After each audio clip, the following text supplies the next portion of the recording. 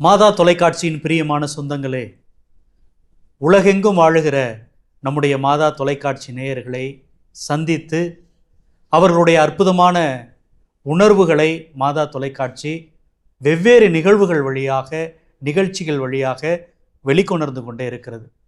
அந்த வரிசையிலே இல்லத்தில் இறையாட்சி என்கிற இந்த அற்புதமான நிகழ்ச்சியின் வழியாக இதோ இன்னும் ஒரு குடும்பம் அவர்களுடைய இறை அனுபவங்களை நம்மோடு கூட பகிர்ந்து கொள்ளவிருக்கிறார்கள். எந்த குடும்பத்தை சந்திக்கப் போகிறோம், அவர்களோடு எதை பற்றி பேசப் போகிறோம் என்பதை நாம் இந்த நிகழ்ச்சியில் காண காத்திருப்போம். சென்னை பழஞ்சூரில் தனது குடும்பத்தினரோடு வசித்து வருகிறார் திரு ஆரோக்கியராஜ். கட்டிட பொறியாளரான இவர் கட்டிடக்கலை நிறுவனமான சர்க்கார் ஃபவுண்டேஷனில் பங்குதாரராக தன் பணிகளை செய்து வருகிறார். ஆண்டவர் இயேசுவிற்கு தன் கட்டிடக் கலையின் மூலம் பல ஆலயங்களை கட்டி எழுப்பியிருக்கிறார். தன் வாழ்விற்கும் தொழில் வளர்ச்சிக்கும் ஆண்டவர் இயேசுவின் அருட்துணையே காரணம் என்று பதிவிடுகிறார். அன்பில் சங்கமம் என்னும் ஜெபக்குழுவினை நடத்தி வரும் இவர் ஆண்டவர் இயேசுவே தன் வாழ்விற்கு அடித்தளம் என்கிறார். இல்லத்தில் இறையாட்சி நிகழ்ச்சியில் திரு ஆரோக்கியராஜ் குடும்பத்தினரை சந்திப்பதில் மாதா தொலைக்காட்சி மகிழ்ச்சி அடைகிறது. அண்ணா வணக்கங்கண்ணா. வணக்கம் ஃபாதர். எல்லாருக்கும் வணக்கம். வணக்கம் ஃபாதர். எப்படி இருக்கிறீங்க? நல்லா இருக்கும் ஃபாதர், பை காட்ஸ் கிரேஸ். ரொம்ப மகிழ்ச்சி. அண்ணா, உங்களை பற்றியும் உங்களது குடும்பத்தை உறுப்பினர்களை பற்றியும் அறிமுகம் செஞ்சுக்கங்க. எங்களை பற்றி சொல்லணும்னா, நான் ஒரு இன்ஜினியர் ஆரோக்கியராஜ். என் பேர் ஆரோக்கியராஜ், என்னுடைய மனைவின் பேர் கரோ. ஸோ நான் கும்பகோணம் மறை மாவட்டத்தை சார்ந்தவன். ஸோ பல ஆண்டுகளுக்கு முன்னாடி சென்னை வந்து படித்து இன்ஜினியரிங் முடிச்சுட்டு இப்போ கன்ஸ்ட்ரக்ஷன் ஃபீல்டில் நாங்கள் வளர்ந்து கொண்டு இருக்கிறோம் கடவுளுடைய கிருபையினால். ஸோ அப்பா அம்மா எல்லோரும் இங்கே இருக்கிறாங்க. ஸோ அங்கே பக்கத்தில் இருக்கவங்க தான் எங்கள் அப்பா. 96 வயது ஆகிறது. அவங்க பேர் சவரிமுத்து. அம்மாவுடைய பேர் ஆரோக்கியமேரி. அவங்க வயது 90 ஆகிறது. ஸோ என்னுடைய மனைவி கரோலின். ஸோ 1993 எங்கள் 2 பேருக்கு திருமணம் ஆச்சு. என்னுடைய மகள் மெர்சிலா ஆலிஸ், ஒரே மகள் தான். ஸோ அவருடைய அன்பு கணவர் தான், மருமகன், செல்ல மருமகன் தான் பிரகாஷ் ஜோசப் இமானுவேல் சொல்லிட்டு. ஹீஸ் ஃப்ரம் சிவகங்கை மறை மாவட்டம். என்னுடைய மாமனாருக்கு மனைவிக்கு சொந்தக்காரர். ஸோ இதுதான் எங்கள் குடும்பத்தை பற்றி ஃபாதர். மகிழ்ச்சி. ஆனால் உங்களுடைய பார்வையில் இறையாட்சி அப்படின்னா நீங்கள் எதை சொல்லுவீங்க? இறையாட்சி அப்படிங்கிறது என்னுடைய பார்வையில் நான் என்ன நினைக்கிறேன் அப்படின்னா, கடவுளுடைய ஆளுகை எனக்குள்ள, என் மனைவிக்குள்ள, என் பிள்ளைகளுக்குள்ள, எங்கள் பெற்றோர்களுக்குள்ள, என் குடும்பத்தில், நான் செய்கிற தொழிலில், நான் சிந்திக்கிற சிந்தனையில், என்னுடைய செயல்களில் அவருடைய ஆளுகை எனக்குள்ளே இருக்குதா? அது இருந்துச்சுன்னா அதான் இறையாட்சி. குடும்பத்திலும் சரி, பங்கிலும் சரி, அதில் நாங்கள் பிஸ்னஸ் பண்ணுற இடமா இருக்கட்டும், கடவுளுடைய விழுமியங்களை நான் எடுத்து சென்றேன்னா எனக்குள்ளே இறையாட்சி இருக்குன்னு அர்த்தம். ஸோ இறையாட்சி இல்லாத ஒரு இடம் கிடையாது. அதை புரிஞ்சிக்காமல் இருந்தால் தான் பிரச்சனை. ஸோ அவருடைய சித்தத்தை நிறைவேற்றுவதற்காக மட்டும்தான் நம்ம உண்டாக்கப்பட்டிருக்கிறோம். So in order to fulfil his will we are created in the womb of our mother. So அதுக்காக தான் நம்ம உண்டாக்கப்பட்டிருக்கிறோம். ஸோ அதை தான் நம்ம வாழ்க்கையில் மிகப்பெரிய ஃபோக்கஸாக வச்சு வாழ்ந்தோம்னா நம்ம வாழ்க்கையில் கண்டிப்பாக இறையாட்சி இருக்குது. அது அன்பு, இரக்கம், எல்லா செயல்களும் அதில் அடங்கிறது இல்லைங்களா? ஸோ அவருடைய ஆளுகை என் வாழ்க்கையில் இருக்கணும், அதான் இறையாட்சி. ரொம்ப அழகாக சொன்னீங்க. Thank you father. இதை உங்களுடைய வாழ்க்கையில் நீங்கள் தொடக்கத்திலே இதை உணர்ந்திருக்கிறீங்களா, இல்லை உங்களுடைய அனுபவங்களின்படி உணர்ந்திருக்கிறீங்களா? அதாவது சுருக்கமாக கேட்க போனால் எப்படி சொல்லலாம்னா, உங்களுடைய வாழ்க்கை அனுபவத்தில் கடவுளுடைய இறையாட்சி எப்படி புரிஞ்சுக்கிட்டீங்க அப்படின்னு பகிர்ந்து. Yes father. கடவுளுடைய இறையாட்சி எனக்குள்ளே இருந்தது நான் எப்படி புரிஞ்சுக்கிட்டேன்னா, சிறு வயதில் நார்மலாக எல்லா பிள்ளைங்களும் படி நார்மலாக இருந்தேன். எனக்கு வந்து 5 வயதில் வந்து எபிலெப்சி டிசீஸ் இருந்துச்சு. ஆமாம், காக்கவலிப்பு நோய். ஸோ அதனால் எனக்கு கொஞ்சம் விரக்தி, டிப்ரெஷன், கடவுள் என்ன நமக்குள்ளே செஞ்சிட்டாரு, இந்த காக்கவலிப்பு நோய் வரும்பொழுதெல்லாம் கொஞ்சம் கஷ்டமாக இருக்கும். ஸோ அதனால் வந்து என்னென்னா, கடவுள் எனக்கு ஒன்றும் செய்யலை.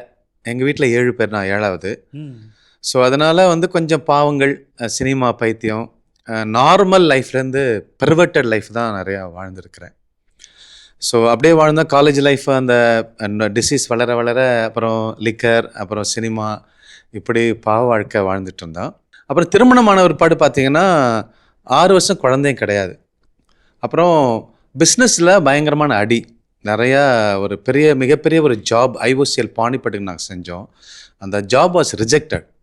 ஸோ அப்போ வந்து எங்களுக்கு நிறைய கடன் தொல்லை ஜாஸ்தியாகிடுச்சு.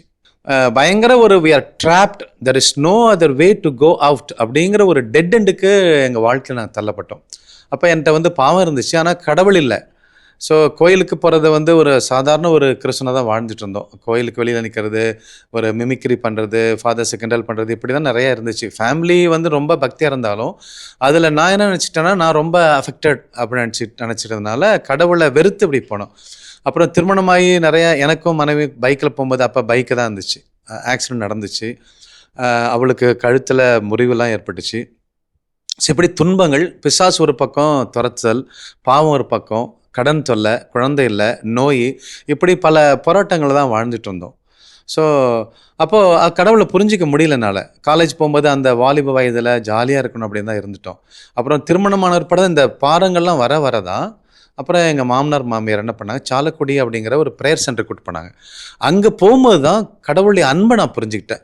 எனக்கு வேறு வழி இல்லை, எங்கேயுமே பிழைக்கிறதுக்கு வழி இல்லை, தப்பிக்கிறதுக்கு வழி இல்லை. அப்போ கடவுளை தவிர வேறு ஒன்றும் வழி இல்லைங்கிற நிலமையில தான் நான் கடவுளை தேட ஆரம்பித்தேன்.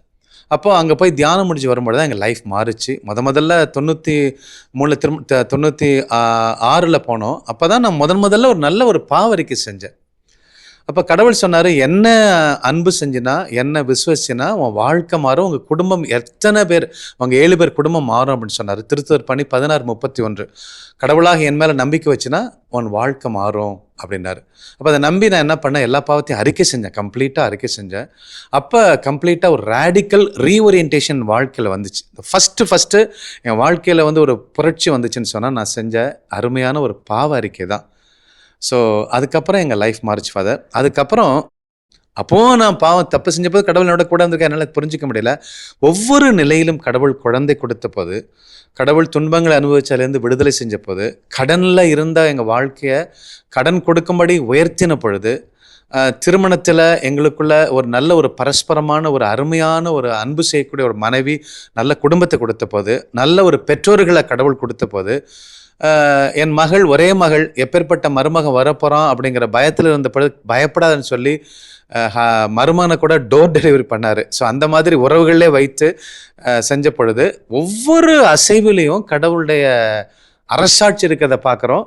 பிசாசால ஒன்றும் செய்ய முடியாது. when we are living in the kingdom of God, evil cannot do anything அப்படிங்கிறது எங்கள் வாழ்க்கையில் நான் புரிஞ்சுக்கிறோம். பல்வேறு நிலைகளில் நாங்கள் கடவுளுடைய அரசாட்சியை, கடவுளுடைய ஆளுகை நமக்குள்ள இருக்குங்கிறத அனுபவத்தில் நான் புரிஞ்சுக்கிட்டேன். அதாவது என்னன்னா, கடவுளுடைய அரசு அப்படிங்கிறது எல்லா இடத்துலையும் இருந்துகிட்டே இருக்குது, அது நடந்துகிட்டே இருக்குது. நம்ம உணர்ந்துக்கிறது தான் இல்லை. அதனால அதை உணர்ந்துக்காம போதுதான் நம்ம ஏதேதோ ஒரு பக்கம் போயிட்டே இருக்கிறோம். அதை உணர்ந்து கொண்டதுனால நான் ஒரு சில தீய பழக்கங்களை விட முடிந்தது, எனக்குள்ள இருக்கிற பிரச்சனைகளுக்கான தீர்வு காண முடியும், என் கூட இருக்கிற நல்ல நபர்களை, குடும்ப உறுப்பினர்களை அடையாளம் கண்டுபிடிக்க முடியும். ரொம்ப அழகாக பகிர்ந்துக்கிட்டீங்க. அம்மாட்ட கொடுங்க. அம்மா, நீங்கள் ஒரு பெரிய பிரச்சனையை சந்திச்சிருக்கிறீங்க. அது எது அப்படின்னு பார்த்தோன்னா, குறிப்பாக உங்களுடைய மகனுக்கு இருக்கிற ஒரு நோய், இவருடைய இந்த தவறான பழக்க வழக்கங்கள். அந்த நேரத்தில் கடவுள்கிட்ட உங்களுடைய ஜெபம் எப்படிப்பட்ட ஜெபமாக இருந்தது? நம்பிக்கையோடு இருந்தேன். கடவுள் நமக்கு நல்லது செய்வார் அப்படிங்கிற ஒரு நம்பிக்கை தான் எனக்கு. Very good. என் பிள்ளைங்க கண்டிப்பாக நல்லபடியாக வாழ்வாங்க அப்படிங்கிற ஒரு நம்பிக்கை எனக்கு இருந்துச்சு ஃபாதர். அதே மாதிரி உங்கள் மகன் சில நேரத்தில் அவரே இப்போ சொன்னார்ல, தொழிலில் தோத்துட்டேன், இல்லை வாழ்க்கை வந்து எனக்கு பயங்கர பயமாக இருக்குது அப்படிங்கிற நேரத்துலலாம் நீங்கள் என்ன அவருக்கு சொல்லணும்னு நினச்சிருப்பீங்க, இல்லை என்ன சொன்னீங்க? எதற்கும் கவலைப்படாதப்பா, கடவுள் இருக்காரு, எல்லாம் பார்த்துக்குவார் அப்படின்னு சொல்லியிருக்கேன். ஓ, அவரே அரசாட்சி பண்ணுறாரு, அவரே பார்த்துக்குவார், நம்மள வாழ்நாள் பூரா அவர் தான் நம்மளை நடத்தணும் அப்படின்னு தைரியம் சொல்லியிருக்கேன். இது கடவுளோட ஆட்சி, அவரே பார்த்துப்பாரு அப்படின்னு நம்பினீங்க. பல நேரங்களில் அழுது ஜெபிச்சிருக்கேன் ஃபாதர், என் மகன் நல்லா இருக்கணும், நல்லா வாழணும். அதாவது நம்முடைய கடவுள் வந்து அவரே சொல்கிறார்ல, நீ என்கிட்ட சும்மா நச்சரிக்கிற பொழுது, கேட்கிற பொழுது நான் உனக்கு கொடுத்துருவேன் அப்படின்ற மாதிரி அது கடவுளே சொல்லியிருக்கிறார். அதனால் உங்களுடைய ஜெபம் கேட்கப்பட்டிருக்குது. இப்போது ரொம்ப அற்புதமாக அண்ணன் சொன்னாங்க. அவருக்குள்ளே இருக்கிற கெட்ட பழக்க வழக்கங்கள், அதிலிருந்து வெளியில் வர்றது, கடன் பிரச்சனைகள். இப்போ இன்றைக்கி நம்ம குடும்பம் ஒரு கட்டத்துக்கு வந்துட்டாலும் கூட குழந்தையின்மை, இப்படிப்பட்ட பிரச்சனைகள்லாம் உங்களுக்கும் உங்கள் கணவருக்கும் இடையான அந்த உரையாடல் எப்படி இருந்திருக்கும்? நீங்கள் எப்படி நம்புனீங்க? தொடக்கத்திலேயே உங்களுக்கு இந்த நம்பிக்கை இருந்துச்சா எப்படி அப்படிங்கிற மாதிரி? ஆனால் அது ஒரு கிரேஸ் தான் ஃபாதர். சுற்றி நிறைய பிரச்சனைகள் இருந்தாலும் எங்கள் 2 பேர்த்துக்கு இடையில அது ஒரு விரிசலை கொண்டு வரல. ஏன்னா 2 பேருமே அதை வந்து எங்களோட 2 பேரோட சேர்ந்த பிரச்சனையாக தான் பார்த்தோம். 6 வருஷம் குழந்தை இல்லை, 6 வருஷம் கழித்து பாப்பா பிறந்தா. அவளுக்கு வந்து கடவுளுடைய இரக்கத்தினால் பிறந்த குழந்தைன்னு மர்சலான்னு வச்சோம். இப்போ என்னட்ட கேட்டிங்கன்னா, அந்த 6 வருஷம் கழித்து பிறந்த மர்சலாக தான் உங்களுடைய பிளெஸ்ஸிங்கான்னு கேட்டிங்கன்னா இல்லை. என்னுடைய அந்த 6 வருட மலட்டு வாழ்க்கை தான் என்னோட பிளெஸ்ஸிங் நான் சொல்வேன். ஏன்னா but for that I will not be what I ஆம். நான் இப்போ இருக்கிறது அதுவாக இருந்திருக்க மாட்டேன். ஸோ அந்த ஒரு ஸ்டேஜில் குழந்தை இல்லை, கடன் பிரச்சனைகள் அப்படிங்கும்பொழுது எந்த அளவுக்கு ஆண்டவருடைய உறவில் வளர முடிஞ்சிச்சுன்னா, ஒரு ஸ்டேஜில் நாங்கள் ப்ரேயர் பண்ணோம். ஆண்டவரே, ஒருவேளை இந்த பிரச்சனைகள்லாம் எங்களுக்கு தீர்ந்துச்சுன்னா உங்களை விட்டு நாங்கள் விலகி போயிடுவோம்னு சொன்னால், அது வேணாம் ஆண்டவரேன்னு நாங்கள் வாய் விட்டே ஜெபிச்ச நாட்கள் உண்டு. ஏன்னா அந்த அளவுக்கு என்னுடைய தேவைகளுக்காக கடவுளை தேட ஆரம்பித்தோம். ஆனால் நிச்சயமாக அவர் தான் எங்களோட தேவையாக மாறி போனார். அதுக்கப்புறம் தான் பிளெஸ்ஸிங்ஸ் வந்துச்சு.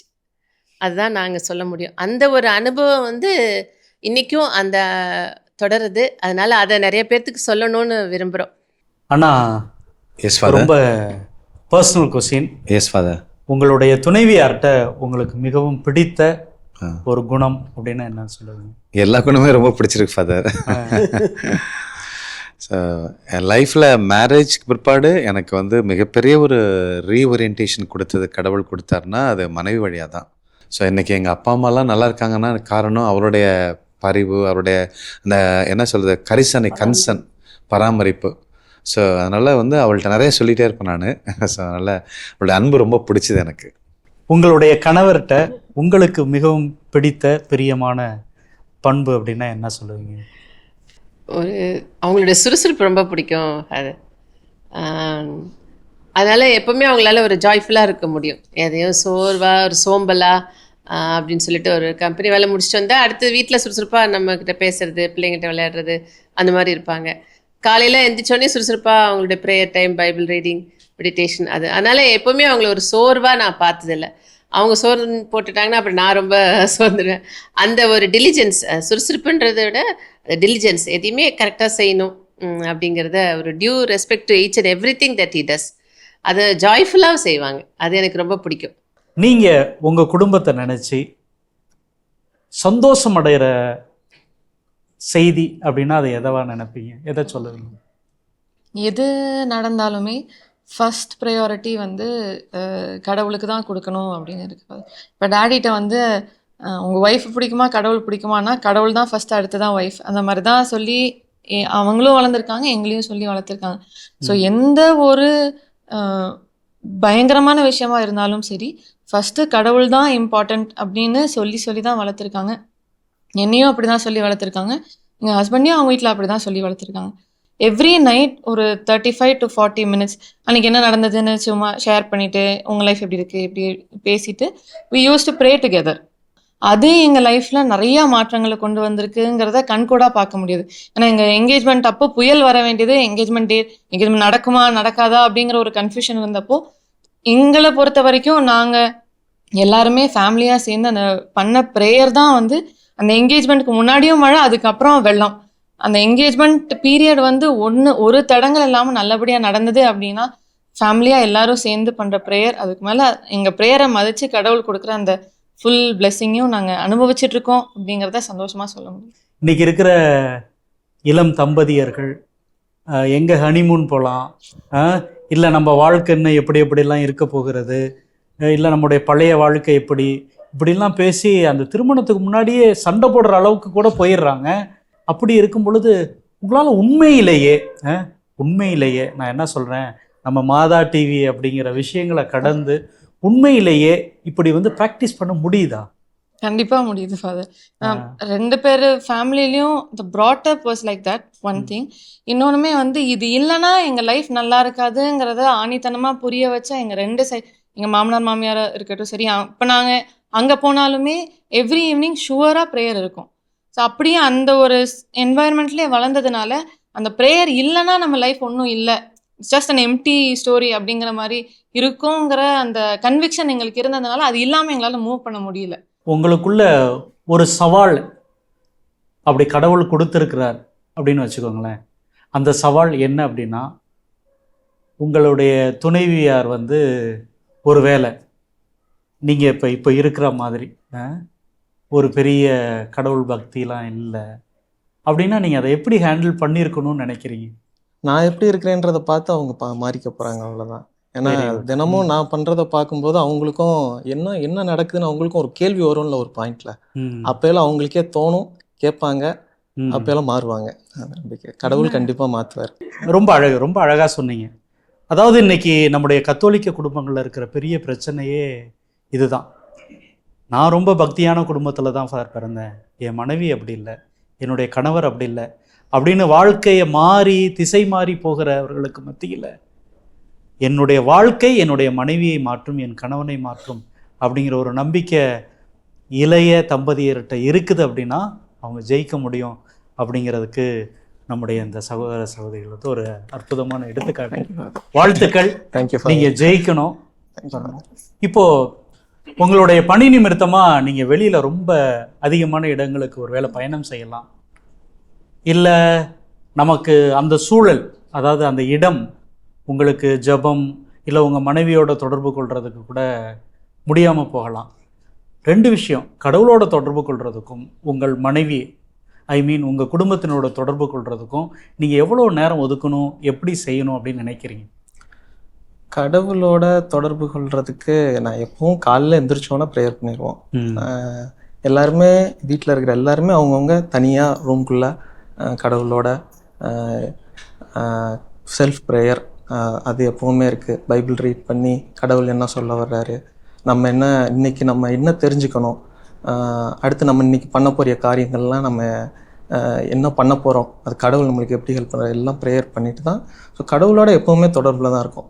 எந்த விஷயம் ஆரம்பித்தாலும் அது வந்து மாமாட்டிருந்து நான் கற்றுக்கிட்டது. சின்ன விஷயமா இருந்தாலும், புதிய ப்ராஜெக்ட் ஆரம்பித்தாலும், பிஸ்னஸாக இருந்தாலும், வீட்டில் சாப்பிட்றதுக்கு முன்னாடி கூட ஒரு ப்ரேயர், கடவுளுக்கு நன்றி சொல்லிட்டு எதாக இருந்தாலும் ஆரம்பிக்கணும். அது அந்த விஷயம் வந்து அது எல்லாருமே வந்து அதனால் கடவுளோட என்ன தான் இருக்கும். அண்ணா, இப்போது எஸ் ஃபாதர், நம்ம குடும்பத்தில் இருக்கும்போது ஒரு நல்ல பக்தியான குடும்பம், பிரச்சனை இல்லை, நல்லா புரிஞ்சுக்கிற மனைவி, நம்ம ஆசைப்பட்ட மாதிரி கடவுள் கொடுத்துருக்குற குழந்தை, எந்த பிரச்சனையும் இல்லை. ஆனால் நீங்கள் வெளியில் போகும்போது பணி செய்கிற இடங்களில் உங்களுடைய தொழில் ரீதியாக நிறைய பேரை சந்திக்கிற நேரத்தில் யாருன்னு கூட தெரியாது, எப்படிப்பட்ட கோபத்தோடு வருவாங்க, எப்படிப்பட்ட உணர்வோடு வருவாங்கன்னு தெரியாது. அப்படிப்பட்ட இடங்களில் நீங்கள் நம்முடைய கிறிஸ்தவ மதிப்பீடுகளை எப்படி பகிர்ந்துக்க முடியுது, இல்லை அங்கே உங்களுக்கு நீங்கள் சந்திக்கக்கூடிய பிரச்சனைகள் என்ன? எந்த பெரிய பிரச்சனை வந்தாலும், பயங்கரமான பிரச்சனை வந்துச்சு, டெத்ஸ், லேபர் வந்து சில நேரத்தில் தண்ணி அடிச்சுட்டு கீழே வந்து செத்துருவானுங்க, சில பான் பராக் போட்டு விழுவானுங்க, சிலது ஆக்சிடெண்ட் ஆகிருக்குது. இப்போ நான் கேரளாவில் வேலை செய்யும்போது 2 லேபர் வந்து எஸ்கவேஷன் பண்ணும்போது மண் அவங்க மேலே விழுந்து பிட்டிலே வந்து கீழே விழுந்து அடிபட்டுருச்சு. சீரியஸ் இருந்தாங்க, சாகலை, பட் ஹாஸ்பிட்டலில் போய் ஒரு 2-3 ஹவர்ஸில் இறந்துட்டாங்க. ஆனால் அந்த கேஸ் வந்து ஒரு 4-5 இயர்ஸ் போயிட்டு இருந்துச்சு. அது வந்து காம்பன்சேஷனே கிட்டத்தட்ட ஒரு 22-44 lakhs எங்களுக்கு ஹெவி லாஸ். அதுக்கப்புறம் அங்கே வந்து மலையில் கட்டிகிட்டு இருந்தோம், மலையில் வந்து எர்த் குவைக்னால இடிஞ்சு கட்டிக்கிட்டே இருக்கும்போது இடிஞ்சு வந்துச்சு, அதில் ஒரு 40 lakhs லாஸ் ஆச்சு. இவ்வளோ பெரிய லாஸாக இருந்தாலும் அங்கே சொன்னாங்க, நீங்கள் வந்து மந்திரம் பண்ணுங்கள், அந்த ரத்தத்தை சிந்துங்க, ஜோசியம் பாருங்கள், நல்ல நேரம் பார்க்கணும் அப்படிலாம் சொன்னாங்க. இப்போ நாங்களாம் போய் என்ன பண்ணோம், அந்த சான்ஸே கிடையாது. இன்னும் ரொம்ப நஷ்டம் வந்தாலும் பரவாயில்ல, கடவுளுக்கு தான் டாப் ப்ரையாரிட்டி, வேறு எதுக்குமே டாப் ப்ரையாரிட்டி இல்லைன்னு சொல்லிட்டு நானும் ஃபாதர் எல்லாம் என்ன பண்ணோம், ஜெபமாலை சொல்லிட்டு கடைசியில் இயேசுவின் ரத்தத்தை அந்த 5.5 acres அந்த ஹில் ஏரியா வயநாடில் ஃபாதர் ஜான் சொல்லிட்டு அவர் ஒரு அட்வொகேட், இப்போ நாங்கள் எல்லாம் அங்கே இயேசுவின் ரத்தத்தை தெளித்தோம். அப்போது இவ்வளோ பிரச்சனை, ஒரு இடர்பாடு, பசங்க செத்துட்டாங்க, கேஸ் ஆகிடுச்சு, இவ்வளோ பிரச்சனை இருந்தாலும் பயந்துக்கிட்டு ஒரு கோழியை வறுத்து ரத்தத்தை போடு அப்படின்னு ஒரு அந்த டெம்டேஷனில் கூட நாங்கள் பண்ணலை. ரொம்ப ஸ்ட்ராங்காக இருந்தோம். அப்படி ஸ்ட்ராங்காக இருக்கும்போது, பிரச்சனை ஃபேஸ் பண்ணும்போது, லேபர் ப்ராப்ளம், அங்கே labour problem, government problem, client problem, இப்படி பயங்கரமான ஒரு டெட் எண்ட் ஆகிடுச்சு. அந்த சூழ்நிலை கூட நாங்கள் என்ன செஞ்சோம், கடவுளுக்கு முக்கியத்துவம் கொடுக்க ஆரம்பித்தோம். இங்கே எல்லாமே முட்டி போட்டு மெழுகுதிரி வச்சு இங்கே பிள்ளைங்க, அங்கே நிம்மி அந்த ஃபேமிலியில் எல்லாருமே மாமனார் மாமியார் எல்லாருமே அப்பா அம்மா எல்லாம் ப்ரேயர் பண்ண ஆரம்பித்தாங்க. என்ன ஒரு 10 நாளைக்குள்ளார அந்த இடத்துல அவ்வளோ போலீஸ் நின்றுட்டு இருந்தாங்க. 2 பேர் இறந்துட்டாங்கன்னு சொல்லி கம்ப்ளீட்டாக கேரளாவிலன்னா பயங்கரமாக இருக்கும். 10 டேஸில் அந்த ஜாபை நாங்கள் ரெக்கவர் பண்ணி திரும்பி ரீஸ்டார்ட் பண்ணோம். அதெல்லாம் பயங்கரமான கிரேஸ். ஆனால் என் லைஃப்பில் என்னென்னா, எங்களை பொறுத்தவரை நல்ல அதிகமான லாபத்தோடு அந்த ப்ராஜெக்ட் நாங்கள் வந்தோம். ஏன்னா we gave top priority for God in spite of problems and hurdles we faced. அதனாலே கடவுளுக்கு எங்களுக்கு ரிவார்டு கொடுத்தாரு. ஒரு அருமையாக அந்த ப்ராஜெக்ட் பண்ணி வெளில வரத்து வந்தார். அதனால் எந்த சைட் போனாலும், எவ்வளோ மோசமான துரோகிகள் இருந்தாலும், அந்த இடத்துல கடவுளை நம்ம தந்தைக்கும் மகனுக்கும் தூயாவிக்கும் ஆட்சி உண்டாவதாக தொடக்கத்தில் இருந்தது போல் இப்பொழுது எப்பொழுது என்றும் இருப்பதாக அப்படின்னு சொல்லிட்டு தான் அந்த சைட்டில் நான் இறங்கும்போது காரில் போய் இறங்கும்போது, அப்படி இறங்கும்போது ஆட்டோமேட்டிக்காக நமக்கு எதிராக பேசுகிறவங்களாம் நம்ம சார்பாக மாறுறாங்க. சப்ளையர்ஸாக இருந்தாலும் சரி தான், எந்த லோக்கல் இஷ்யூஸாக இருந்தாலும் சரி தான், பொலிட்டிக்கல் ப்ராப்ளம் இருந்தாலும் சரி தான், அது ஒன்றுமே இல்லாமல் சாம்பலாக மாறுகிறது இயேசு நாமத்தில். ஆனால் ரொம்ப அழகாக சொன்னீங்க. நம்ம எங்கே தெரியுங்களா தவறுறோம், எங்கே தெரியுங்களா நம்மளுடைய பயணம் மாறுது, சோதனைகள் நேரத்தில் தான். Yes father. நம்ம வாழ்க்கையில் சந்திக்கிற அந்த துன்பங்கள் தான். ஆனால் அந்த நேரத்தில் நீதி எது அப்படின்னா கடவுளோட கையை பிடிச்சிக்கிறது. Price God. அதை உண்மையிலே நீங்கள் உங்களுடைய வாழ்க்கையில் அந்த கஷ்டமான நேரத்தில் கடவுளோட கையை பிடிச்சிக்கிட்டு இதுதான் நீதி, இதுதான் உண்மை அப்படிங்கும்போது எப்படிப்பட்ட மனிதர்களும் நம்மை சார்ந்திருப்பார்கள், ஆமென், நம்ம கூட இருப்பாங்க அப்படிங்கிறத உண்மையிலே ரொம்ப அழகாக சொன்னீங்க. இப்போ நீங்கள் அண்ணன் ரொம்ப அழகாக சொன்னார். அவருடைய பணி நிமித்தமாக வெளியில் எப்படி எந்த நேரத்தில், நான் சோதனை நேரத்தில் கூட கடவுள் கூடவே இருந்தேன், கடவுளை நான் பார்த்துக்கிட்டார் அப்படின்ட்டு. உங்களுடைய குடும்ப வாழ்க்கையில் இது போல் நிகழ்வுகள், இது போல் விஷயங்கள், இதெல்லாம் நீங்கள் எப்படி ஒருங்கிணைக்கிறீங்க? நிச்சயமாக ஒவ்வொன்றுமே ஒரு சேலஞ்சான விஷயந்தான் அது. ஏன்னா இப்போது கம்பெனினாலும் சரி, இல்லை மினிஸ்ட்ரினாலும் சரி, குடும்பம் எல்லாத்துலேயுமே நாங்கள் ஒன்றாவே பிரயாணிக்கிறனால அவங்களோட பிரச்சனைகளை என்னால் நல்லா புரிஞ்சிக்க முடியுது. நிச்சயமாக முதல் காரியம் என்றைக்குமே ப்ளேம் பண்ணி பேசுனது கிடையாது. அதுக்கு ஒரு கிரேஸ் தான். அப்படி அதோட கூட 2 பேருமா சேர்ந்து ஜெபிக்கக்கூடிய ஒரு பாக்கியம் எங்களுக்கு. அது ஃபஸ்ட்லேருந்தே அந்த மத்திய நற்செய்தியில் சொன்னதுபடி, அதாவது 2 பேரும் சேர்ந்து மனமொத்து ஜெபிச்சா விண்ணுலகிற்கு தந்தையால் தருவார் அப்படிங்கிறதுல எங்களுக்கு அது ஒரு பயங்கரமான ஒரு நம்பிக்கை. அதனால் அது ஒரு பழக்கமாகவே ஆண்டவர் கற்றுக் கொடுத்தனால இந்த மாதிரி நேரங்களில் 2 பேருமா சேர்ந்து கைப்பிடிச்சி அழுவோம், இல்லை கைப்பிடிச்சி அந்த அழுகையே ஒரு ஜெபமாக கொடுத்துருக்கோம். அது எல்லாத்தையுமே ஆண்டவர் மாற்றி கொடுக்குறாரு. அதேமாதிரி பாப்பா லைஃப் அப்படிங்கும்போது நிச்சயமாக அவளும் ஒரு சிங்கிள் கேர்ளாக இருக்கிற பொழுது அவளுக்குள்ளே அந்த ஒரு தனிமையும் வந்துடாமல், அதே சமயம் நீங்கள் சொன்னீங்க இல்லையா, அவர் சிங்கிளாக வளரும்போது ஒரு நல்ல வசதியான வாய்ப்பில் வரும்போது அவர் தவறி போயிடக்கூடாது அப்படிங்கிறதுல அது என்னோடய தாயார் என்னை ஒரு கண்டிப்போடு தான் வளர்த்தாங்க. கடைசி வரைக்குமே அவங்கள ஒரு கண்டிப்பு அப்படிங்கிறதுல, தெய்வ பயத்தில். ஸோ அது என்னுடைய மகள்கிட்டையும் அதை கொண்டு போக முடிஞ்சிச்சு. அது அவளும் இயல்பிலே ஒரு ரிபல்லியஸ் டைப் கிடையாது. நம்ம சொல்கிறத அப்படியே ஏற்று அப்படியே செய்யக்கூடிய ஒரு டைப். அதெல்லாம் காட்ஸ் கிரேஸ். ஸோ அந்த நிகழ்வுகள். அடுத்தது மருமகனும் இப்போ வந்திருக்கிறாரு. ஸோ இப்போ ஃபேமிலி அப்படின்னு சொல்லி எடுத்துட்டிங்கன்னா, இப்போ மாமனார் மாமியார் இருக்க. ஃபஸ்ட்டு ஆரம்பத்தில் நாங்கள் 2 பேர் மட்டும். அடுத்தது பாப்பா. அவள் பிறந்தோடனே மாமனார் மாமியார் எங்களோட இருக்காங்க. இப்போ 20 வருஷமாக அவங்களும் எங்களோட இருக்காங்க. ஸோ இது எல்லாமே நான் ரொம்ப அப்படியே சாதாரணமாக போயிடுச்சு அப்படின்னு நான் சொல்ல மாட்டேன். அப்போது பெரியவங்களோட அட்ஜஸ்ட் பண்ணுறது அதெல்லாம் எனக்கும் போராட்டமாக இருந்தது தான். பெரிய குடும்பம், அவங்க சொன்ன மாதிரி 7 பேர் உள்ள குடும்பம். ஸோ எங்களுக்கு கல்யாணம் ஆகும்போது எங்கள் நாத்தனாருடைய பொண்ணுக்கு கல்யாணம் பண்ணுற வயசு. அப்போ அவ்வளோ வித்தியாசம் பெரிய நாத்தனாருக்கும் எங்களுக்கும். ஸோ அப்படியெல்லாம் பெரிய பெரிய ஒவ்வொருத்தருக்கும் 4-5 பிள்ளைங்க. ஸோ இவ்வளோ பேரும் சேர்ந்தது தான் அந்த குடும்பம். ஸோ அப்போ ஆரம்பத்தில் என்னால் அவங்களோடலாம் பெருசாக ஈடுபாட்டோட அன்பு செய்யலாம் முடியல. கோவம் வரும். அதுவும் குறிப்பாக அந்த 6 வருஷம் குழந்தை இல்லாத போது, எனக்கு அப்புறம் கல்யாணம் பண்ணவங்களுக்குலாம் குழந்தை பிறக்கும் பொழுது யாராவது ஏதாவது சொல்லும் பொழுது அது ரொம்ப காயமாக எடுத்துக்குவேன். அவங்களோடலாம் பேச மாட்டேன், அப்படிலாம் இருந்தது. ஆனால் அதெல்லாம் மன்னிக்கிறதுக்கு அந்த ஒரு வாய்ப்புகளெல்லாம் கடவுள் கொடுத்தாருன்னு நினைக்கிறேன். இல்லாட்டி நான் ஒரு ஸ்டபர்ன் பெண்ணாக தான் இருந்திருப்பேன். ஆனால் அதெல்லாம் உடைச்சி தான் உருமாற்றினார் ஆண்டவர். ஆனால் இன்னைக்கு எல்லாருமே வந்து எங்கள் அம்மா இறக்கும் பொழுது என்னோட மூத்த நாத்தனார் எனக்கு வந்து ஒரு தாய் மாதிரி இருந்து என்னை ஆறுதல் சொன்னாங்க. அது இன்றைக்கும் நான் மறக்க மாட்டேன். இன்னைக்கு வரைக்கும் அந்த என்னோட இன்லாஸ் ஃபேமிலிஸ் எல்லாருமே அப்படி ஒரு அன்புறவோடு தான் இருக்கிறாங்க. ஸோ இது எல்லாமே ஒரு கடினமான சூழ்நிலைகளை ஒரு மன்னிக்க ப்ராக்டிஸ் பண்ணி இப்போ முன்னாடி போய் பின்னாடி வந்து அதில் இன்னொரு சேலஞ்ச் என்ன நினைப்பேன்னா, நான் வந்து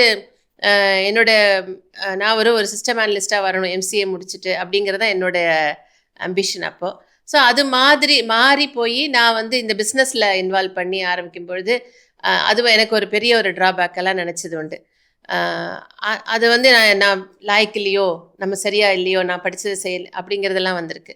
அப்புறம் ஒரு 45 இயர்ஸ் அப்படிலாம் வரும்பொழுது எனக்கு என்ன பெரிய ஒரு ரோல், நான் என்ன அந்த வீட்டை மேனேஜ் பண்ணுறேன் அப்படிதானேன்னு ஒரு சேலஞ்சஸ். இன்றைக்கி நிறைய பேர் அந்த மாதிரி கவுன்சிலிங் வரும்பொழுது என்னால் அவங்களுக்கு நல்ல ஆலோசனைகள் கொடுக்க முடியாது. நிறைய பேர் லேடிஸ் ஒரு 40-45 பார்த்தீங்கன்னா என்ன பிள்ளைங்களாம் வளர்ந்துட்டாங்க, நான் என்ன பெருசாக செய்கிறதுக்கு என்ன இருக்குது அப்படிங்கிற மாதிரி ஒரு மனநிலைக்கு தள்ளப்படுறாங்க. சொல்லப்போனால் அவங்க தான் அதிகமாக செய்வாங்க, ஆனால் அந்த ஒரு மென்டாலிட்டி. ஸோ இந்த சவால்களெல்லாம் தாண்டி கற்றுக்கிட்டு தான் வர முடிஞ்சு.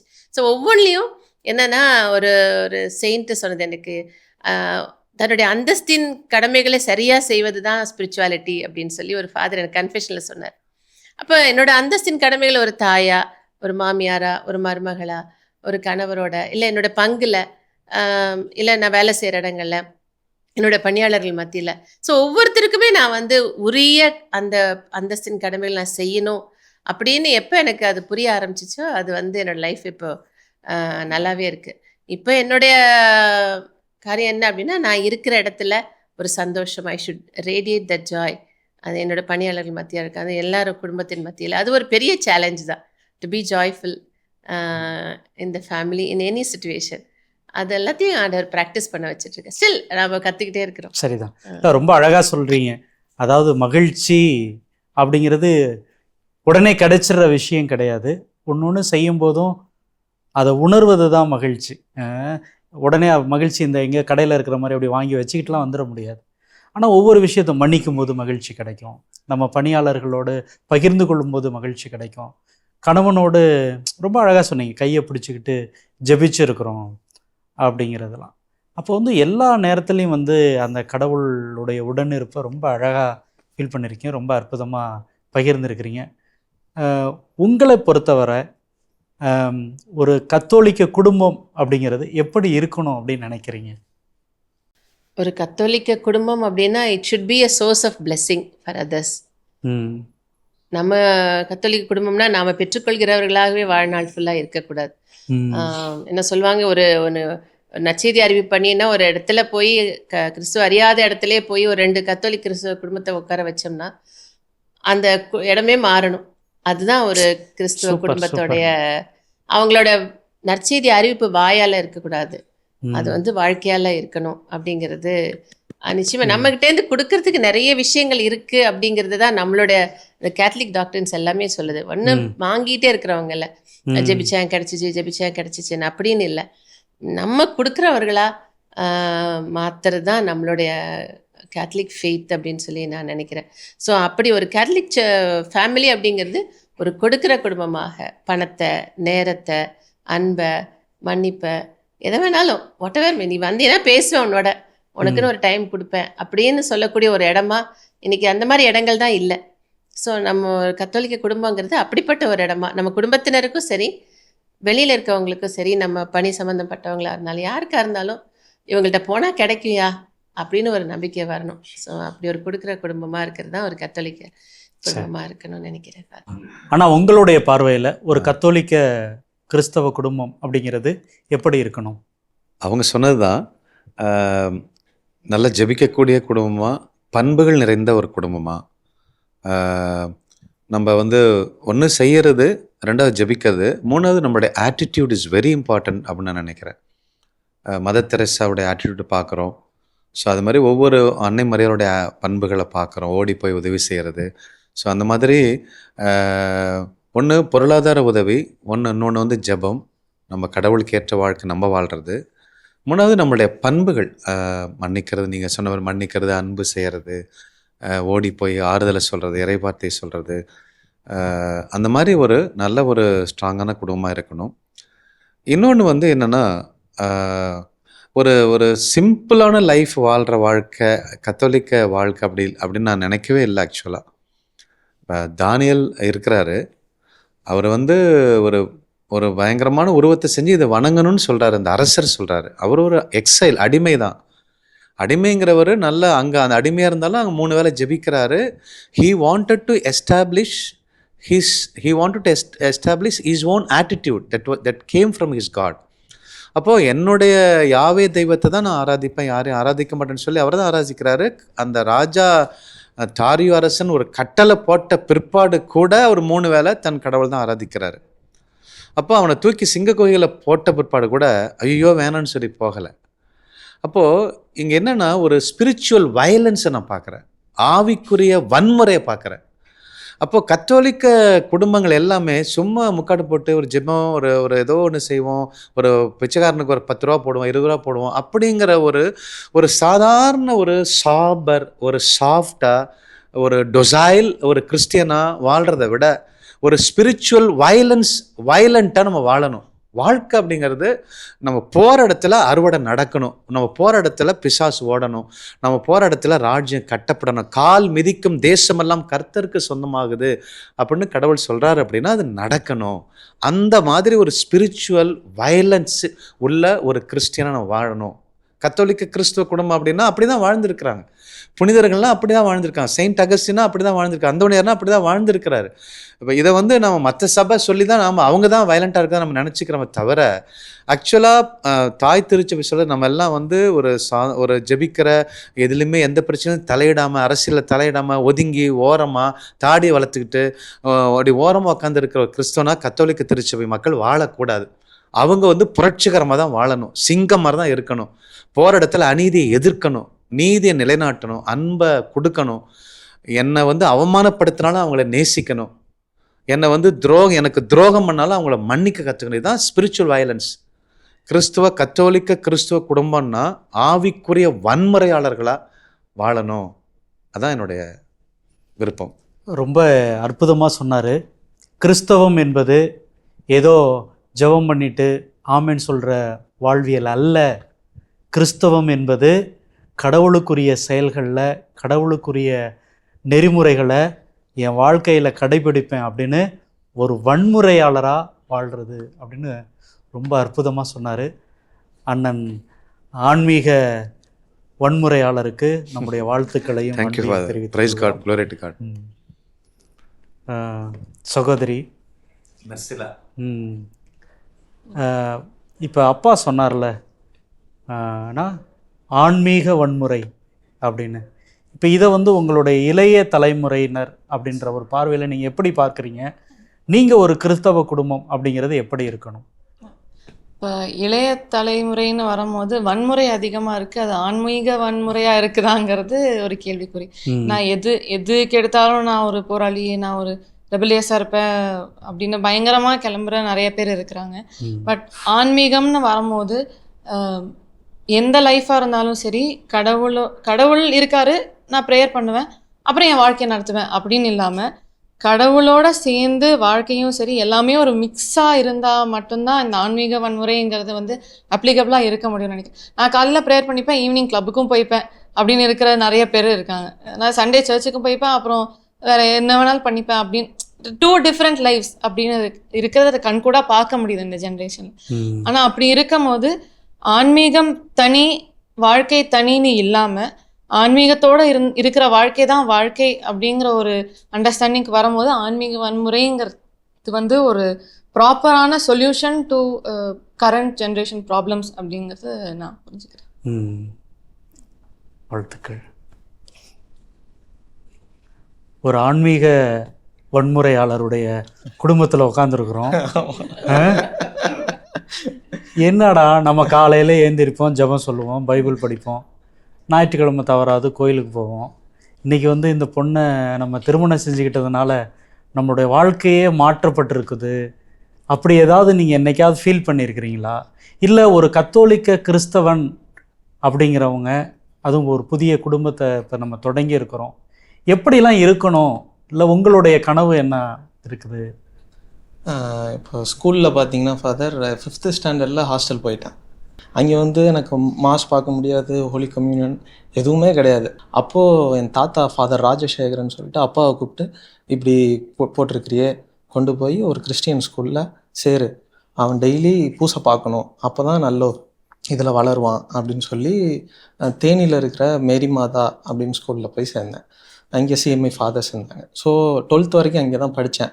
படித்து முடிச்சுட்டு ஒரு யூனிவர்சிட்டியில், ஒரு கிறிஸ்டியன் யூனிவர்சிட்டியில் அங்கேயும் போய் சேர்ந்து, கடவுள் எனக்கு வேற ஒரு பிஎஸ்சியில் பண்ணுறதுக்கு சொன்னாங்க. கடவுள், நான் வந்து சிவில் படிக்கணும்னு ஒரு ஆசையில் இருந்தேன். கடவுள் வந்து ஒரு பாதையை வச்சு அப்பாவோட மனசையும் மாற்றி சிவிலில் கொண்டு வந்து சேர்த்தாங்க. ஸோ இப்போ நான் அதை திரும்பி பார்த்தேன்னா, எப்போ வேணாலும் தடம் மாறி இருந்திருக்கலாம். நான் அங்கேயே படிக்கிறேன்னு சொல்லியிருந்திருக்கலாம். இல்லை தாத்தா எனக்கு சொல்லாமல் கூட இருந்திருக்கலாம். சிவில் இல்லாமல் நான் வேற ஒரு கோர்ஸ் கூட போயிருந்திருக்கலாம். ஸோ இதெல்லாம் பார்க்கும்போது கடவுள் என்னை கொண்டுட்டு வந்த விதம், என் வாழ்க்கையை கொண்டு வந்த விதம் வந்து அப்போ இருந்தே என்னை பார்த்து கொண்டு வந்திருக்கிறார். படிக்க வச்சு சிவில் படித்து அடுத்து மாஸ்டர் டிகிரி பண்ணி, மாஸ்டர் டிகிரி முடிக்கிறேன் கொரோனா.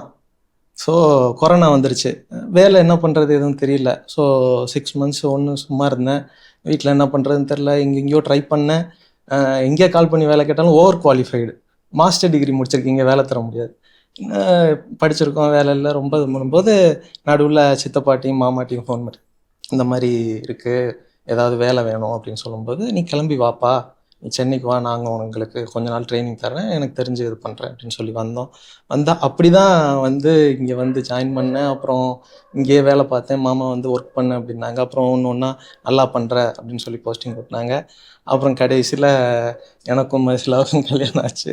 ஸோ கடவுள் கூட்டிகிட்டு வந்த விதம் வந்து, ஸோ இதில் வந்து நான் எதுவும் இதாக பார்க்கல. கடவுள் இப்போ வரைக்கும் என்னை எப்படி காத்து என்னை இது பண்ணி அன்போடு என்னை வழி நடத்திக்கிட்டு இருக்கிறாருன்றப்போ அது எனக்கு ரொம்ப மகிழ்ச்சி. யாருக்குமே கிடைக்காத வாய்ப்பு, கடவுளுக்கு நன்றி.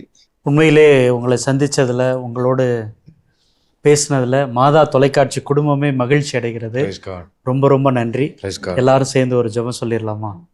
அன்பு தெய்வமே இறைவா, கிறிஸ்தவ வாழ்வு என்பது ஏதோ ஜெபிப்பது, கடமைக்காக பல்வேறு நிகழ்வுகளில் பங்கேற்பது மட்டுமல்ல, இயேசுவினுடைய மதிப்பீடுகளை நிலைநாட்டுவதற்காக எல்லா வகையிலும் உறுதியோடு நிற்பது, அதுவே சரியானது என்பதை இந்த குடும்பம் இன்னைக்கு ஒரு எடுத்துக்காட்டான தங்களுடைய வாழ்க்கையால் நிலைநிறுத்தி இருக்கிறது.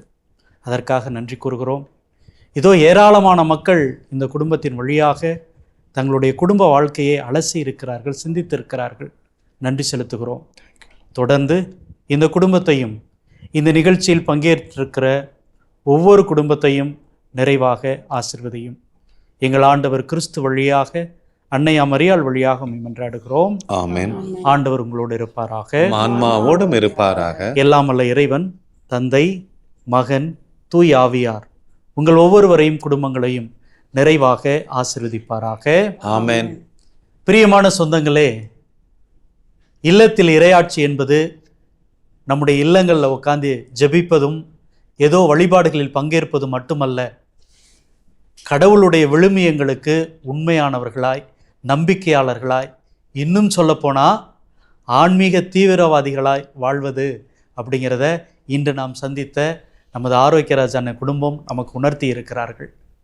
நாமும் உண்மையிலேயே கிறித்தவ மதிப்பீடுகளின்படி வாழ்வதற்கு நம்மால் முடிந்த முயற்சிகளில் கடைசி வரை துணிவோடு இருப்போம், நம்பிக்கையாளர்களாக இருப்போம். மீண்டும் இன்னொரு நிகழ்ச்சியில் உங்களை சந்திக்க காத்திருக்கிறேன். இயேசுவுக்கே புகழ், இயேசுவுக்கே நன்றி.